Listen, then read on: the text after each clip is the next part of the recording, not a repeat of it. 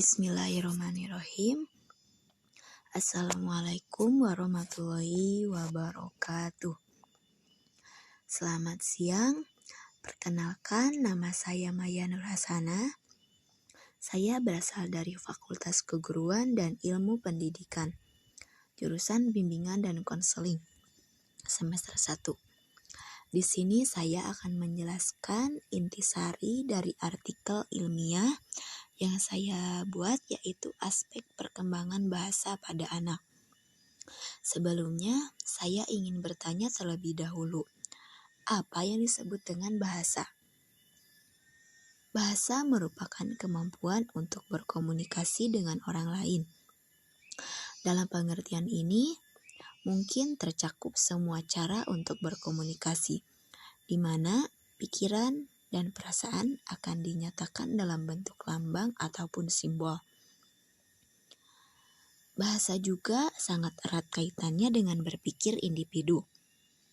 Sehingga pengertian bahasa pada anak yaitu sebuah kemampuan pada anak di mana si anak dituntut untuk bisa memahami, membentuk pertanyaan, simbol-simbol ataupun menarik sebuah kesimpulan pada bahasa anak. Selain menarik kesimpulan juga, si anak juga dituntut untuk mengalami bahasa ayah dan ibunya. Mengapa? Karena mereka pada saat bayi, mereka akan saling mendengar suara antara suara ayah dan ibunya. Meskipun kelihatannya mereka tidak merespon. Bahasa pada anak berupaya untuk si anak agar dapat mengenal dirinya, budayanya dan budaya orang lain, mengemukakan pendapat dan mengungkapkan perasaan, pikiran pada anak. Perkembangan bahasa pada anak akan mulai terlihat pada usia 1,6 tahun sampai 2 tahun, di mana pada saat ini si anak dapat menyusun kalimat antara 2 sampai 3 kalimat. Pada saat usia ini juga, si anak diusahakan dapat menuntaskan tugas-tugas bagi si anak demi perkembangan bahasanya, yaitu yang pertama pemahaman. Pemahaman di sini yaitu si anak diupayakan bisa memberikan pemahaman kepada orang-orang terdekatnya, terutama ibunya. Yang kedua yaitu mengembangkan ataupun gerakan perbedaan kata. Seperti mengembangkan gerakan yaitu seperti payung, ember ataupun lain sebagainya. Yang ketiga yaitu menyusun kata-kata menjadi kalimat. Seperti kalimat K, A, K, A, K. Bila disatukan menjadi kakak. Dalam penyusunan ini, si anak diupayakan dapat menyusun kata-kata menjadi kalimat.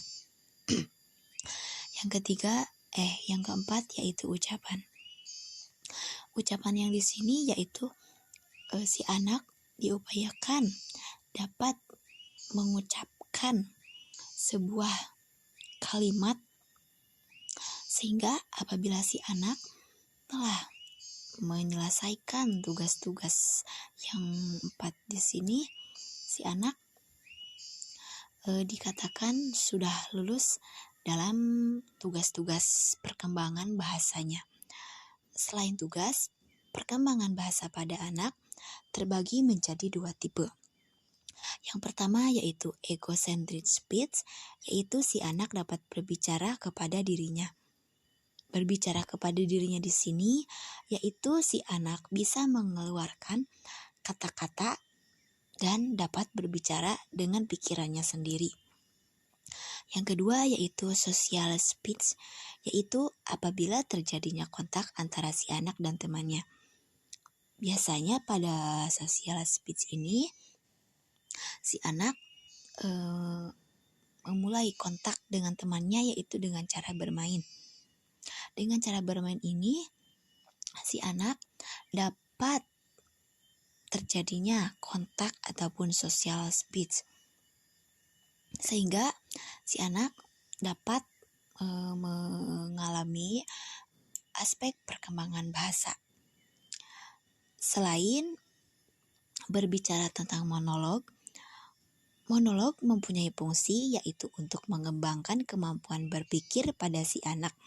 Biasanya terjadi pada usia 2-3 tahun, di mana aspek perkembangan bahasa pada anak terjadi pada usia anak ketika berumur 4 tahun ke atas.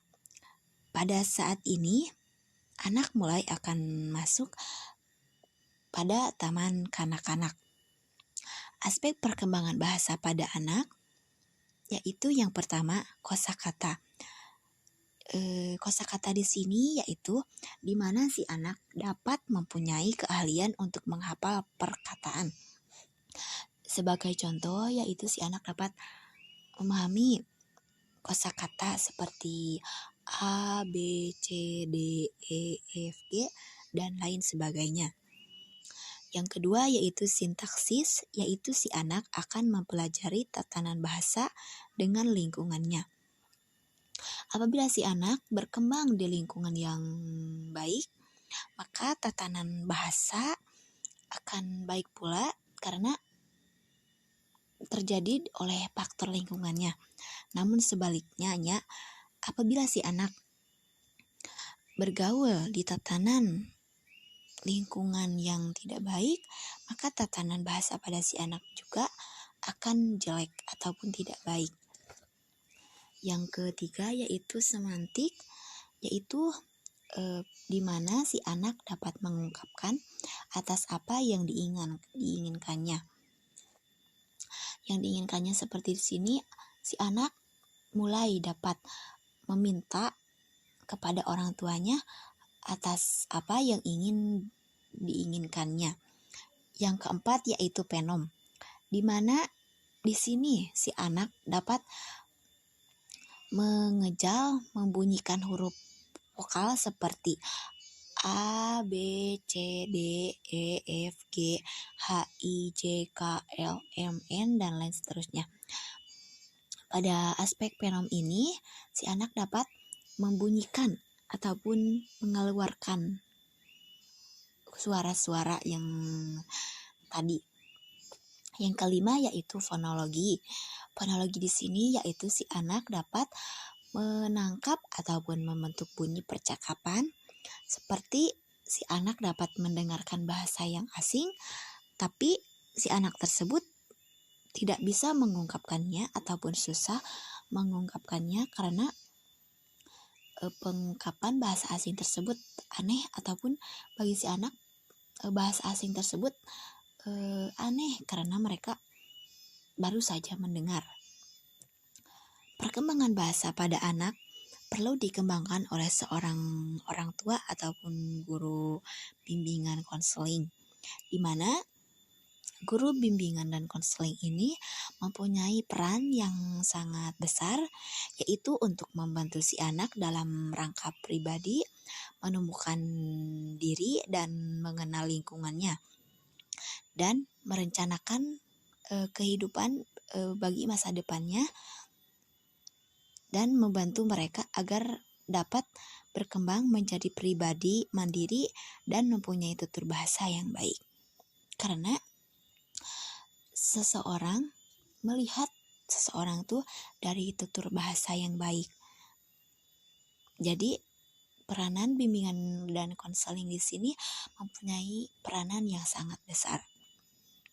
Sekian podcast dari saya.